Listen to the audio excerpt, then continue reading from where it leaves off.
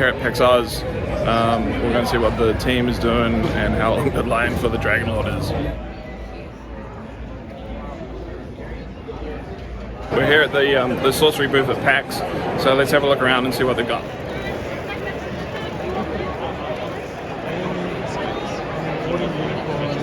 That costs 3 less, so it costs you, it's got 2 less.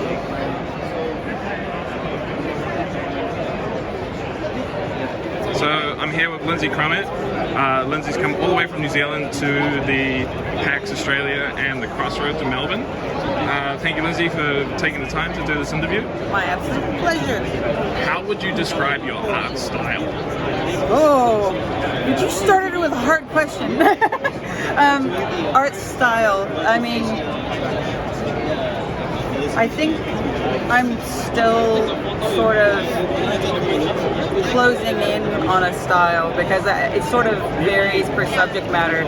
Some of my more grotesque pieces, which are, you know, just coming out now, definitely can lean a little bit more towards feeling a little surreal.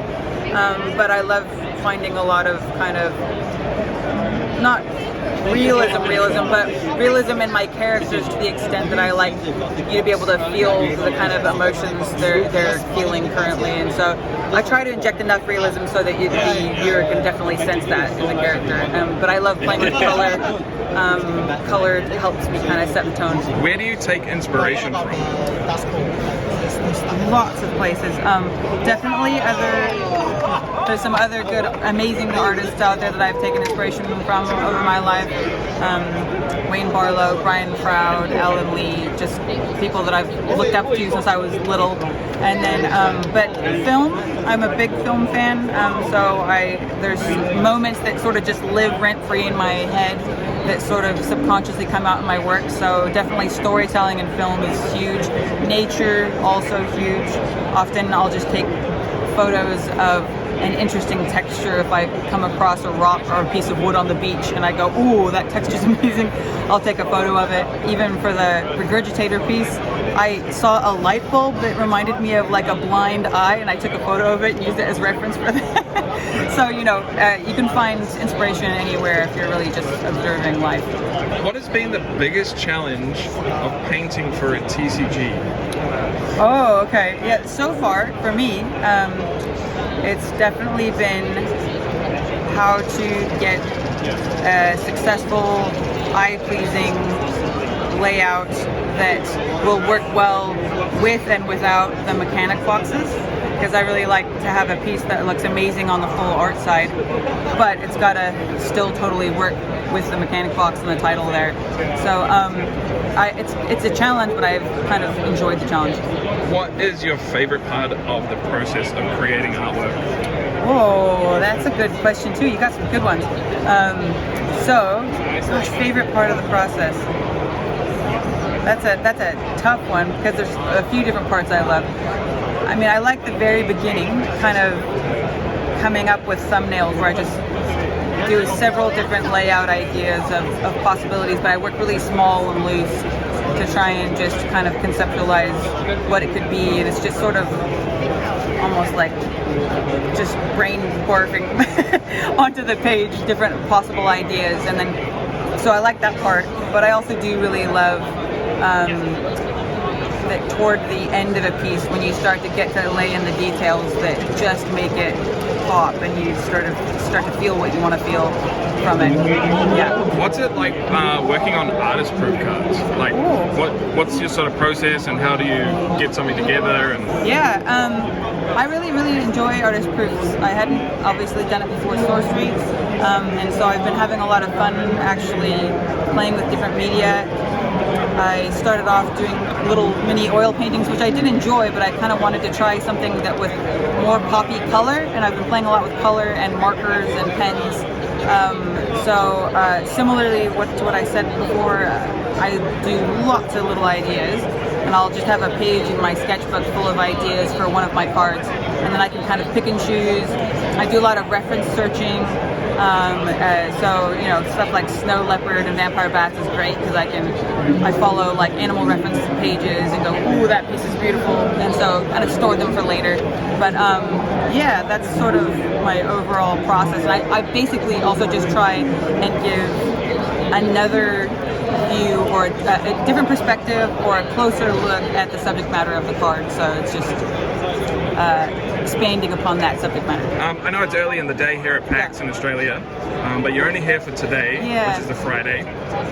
But what has the PAX experience and also the Crossroads experience been like here in Melbourne? Really, really cool. I've really enjoyed it. I'm looking forward to take part even more today and maybe even a learn to play because I've been meaning to do that. But so far it's a really big event here in PAX. Only thing similar I've been to is a Comic-Con, and so, but similarly, like everybody from Sorcery has just been really lovely, and the actual Crossroads tournament is fantastic because I get to watch people playing and then also just really chat to people about some of their favorite cards and artwork that's inspired them, and so being able to connect with people and actually hear that your artwork means something to somebody is really huge for me. Yeah.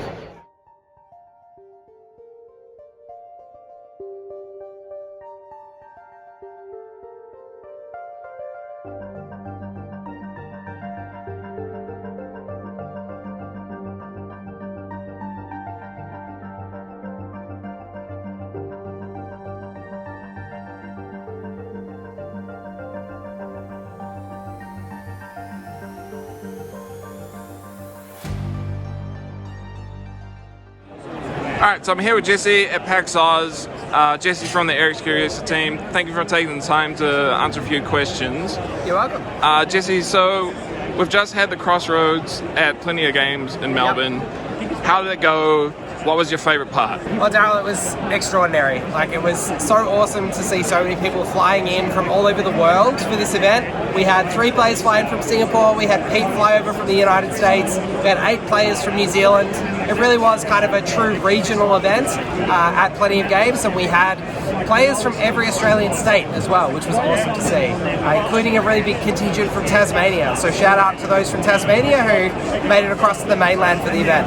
It was, just everything that you would want from a coming together of people at the Crossroads. Like, it's exactly what we wanted to build with these Crossroads events, was a bunch of different local metas, a bunch of different local play groups that play together at their local game store, all making the trek to one big event to play together and enjoy each other's company. And that was probably one of the most pleasing things about the day, was we had a young fellow who turned 12 yesterday, on Wednesday rather, on the first day of the event. It was his birthday, and he got the day off school to come and play in the Crossroads. Like, how cool is that? And then you've just got a bunch of other people, many of whom are new to the game, very experienced with the game, everywhere in between, all just enjoying each other's company and enjoying playing Sorcery, which is awesome. A bit of change of gear today. We're at PAX in Australia, which was the premium expo in Australia. How's the first day of PAX been? We're coming to the end of the day, so you must be tired. So how are we going? Yeah, so it's the end of day 1 of PAX, but the end of day 3 of this kind of long marathon that we're doing. So we've had 2 days of Crossroads, and then today with the first day of PAX, and then we've got 2 more days of PAX to come on Saturday and Sunday. Tomorrow's going to be massive. Saturday, it's the weekend, it's going to be the biggest day of the convention. But today it was just unbelievable to see our learn to play tables full all day, people waiting to learn to play, willing to hang around, wait for a spot, and learn to play Sorcery. We had, I think, 2 or 3 drafts that we fired off in the booth as well, and then people made their way out into the free play area to play their games. And the artists have been absolutely buzzing all day. I'm here with Brian Smith at the Sorcery booth at PAX in Melbourne. Brian, you did a big interview with Sophie and Jens before. So what has the PAX and the Crossroads experience been like in Melbourne so far? So far, so good. It's a little overwhelming. This is all very new to me. But today, it hasn't been too crazy so far. Tomorrow it probably will be. So I'm just trying to pace myself a little bit. But it looks like Sorcery is getting a great response, so I feel good about that. And yesterday, last 2 days were a lot of fun at the competition there. So everything's going great. If you were asked to define your art style, how would you describe it?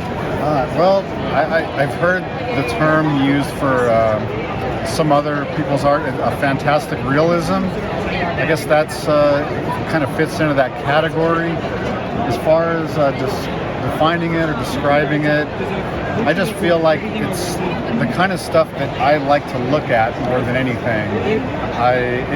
It's what I want hanging on my walls so I can look at it and enjoy it. I'm not sure why I get a good feeling from it, but it's just me expressing myself and creating something that I feel like it's just me. It's a part of me. What is the most interesting artist-proof commission that you've had so far? I probably have to think about that for a while. I've done a few panels where there's 3 or 4 or 5 proofs kind of all lined up together. I did one that was like a 4 horsemen of the apocalypse, which was, I think it was 3 pieces, and the third one was kind of stacked on top of the other 2. That was something kind of different. But you know, there's always the funny ones. Sometimes you get requests for something pretty creepy and gory. So yeah, it's a little hard to say. I'm not sure what the most interesting one would be, but I enjoy doing those proofs. Awesome. Well, thank you very much for your time, and enjoy the rest of PAX. Day, Lindsey, Brian, both of them have had people coming in. We've had people come in, buy beta packs and buy Arthurian Legends packs just to find cards by those 2 artists so that they can get them signed here at the convention. It's just been people getting around Sorcery and enjoying themselves and enjoying everything we've got at the booth, which is great. All right, now a bit of a sneaky question that I like. You do all the organized play for AUS, or you're the mastermind behind the organized play. There's a big Team secret. effort, but yeah. There's a big secret around the Avatar of the Realm event. When it's happening, where it's happening. Is there anything you can tell us about the Avatar of the Realm event? Yeah, so the Avatar of the Realm event is going to be in 2026.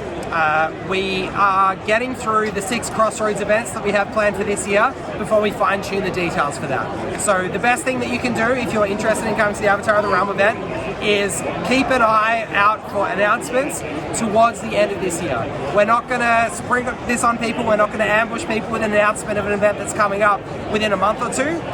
So it's going to be in 2026. It's not going to be in the first couple of months of 2026, but we're going to pitch it. I think what we've said is Q2 to early Q3 is kind of what we're looking at for Avatar of the Realm. Somewhere between the start of Q2 and the end of Q3. All right, cool. Thanks so much, JC. No problem.